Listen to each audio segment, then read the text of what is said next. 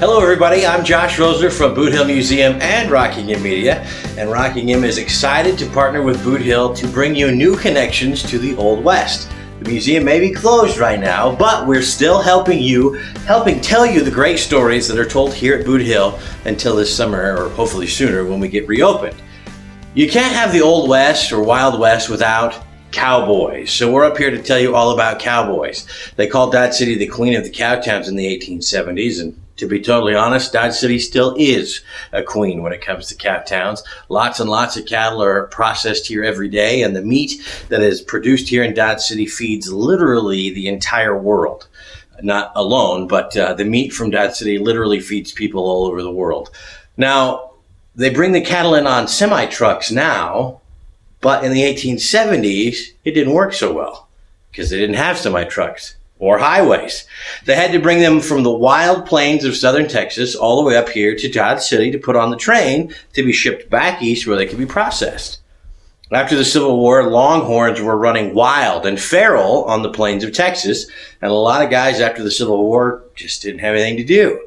So they knew that there was a great demand for beef back east, so they started rounding up the wild longhorns and driving them north on what they called the long drive or the cattle drive. A lot of these cattle drives took up to 100 days. Now you go to school for 180 days in a year. Imagine sitting on a horse in a saddle almost that entire length. Your entire summer vacation, you're riding a horse, trailing longhorns from Texas all the way to Dodge City, and you're working 16 hours a day. You go to school only 8 hours a day. Double that, and that's how long these guys sat in the saddle. A lot of times all summer long, from up to 90 days, from May all the way into the summer and even into the fall. Now, an important part of the Longhorn cattle drive was the chuck wagon. That's how they ate. Now you go to the cafeteria, or while you're at home, you go to the kitchen and say, "Hey, Mom, it's lunchtime." Well, these guys didn't have that luxury. They had a chuck wagon and a cook, or cookie as they called him. And they didn't eat as well as we do either. They drank coffee, ate hard biscuits, and beans. Now this is just the back end of a chuck wagon where you can see. This is the kitchen on a cattle drive. Everything they needed, all of the food was stored in the chuck wagon. They cooked everything out on an open fire out in front or out behind the chuck wagon. And the guy in charge, the cook, was kind of he was the banker, he was the doctor, he settled disputes, and he also cooked everything. So they would travel way ahead of the cattle drives, and they would stop, build a fire, and start cooking.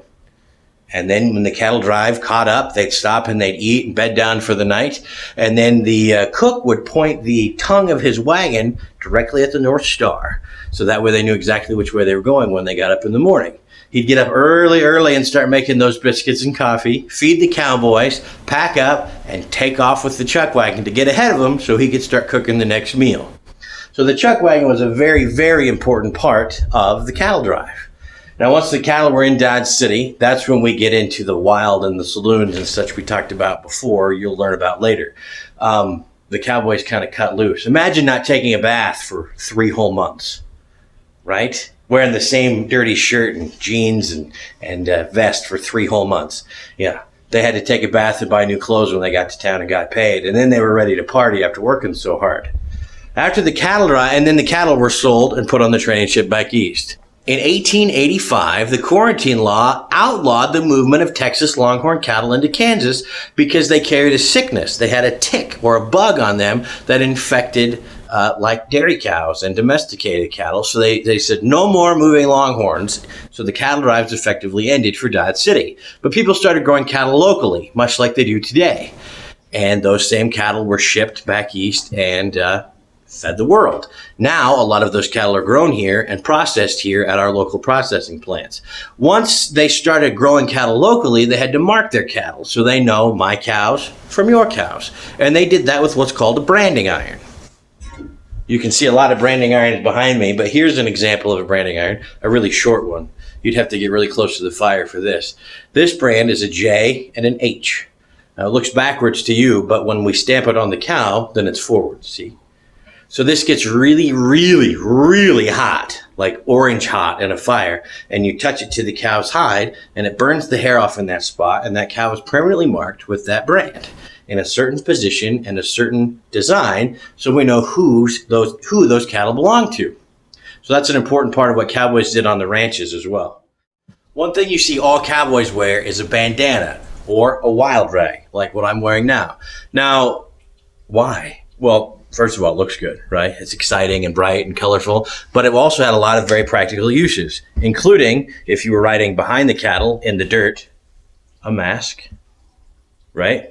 You could use it as a napkin, wrap things, keep things safe as well. If you hurt your arm or had a wound, you could use it as a bandage, or you could even use it as a sling to hold your arm if you needed to. You need to pull a hot pan off the fire, you can grab it with that to protect your hands. And a lot of times cowboys, they called them wild rags. A lot of times cowboys wore bright colors like this. This one's actually silk, which cowboys were able to get a hold of once they got to town to spend their money. So this was very brightly colored. Lots of cowboys wore brightly colored bandanas as a show-off thing, a very showy thing, and they just look darn good hanging around your neck, right? So that's called a wild rag, and what a cowboy would have used for that. I hope you enjoyed learning about cattle drives and the cattle industry in Dodge City. If you'd like to learn even more, you should check out the Boot Hill Museum Traveling Trunk Program.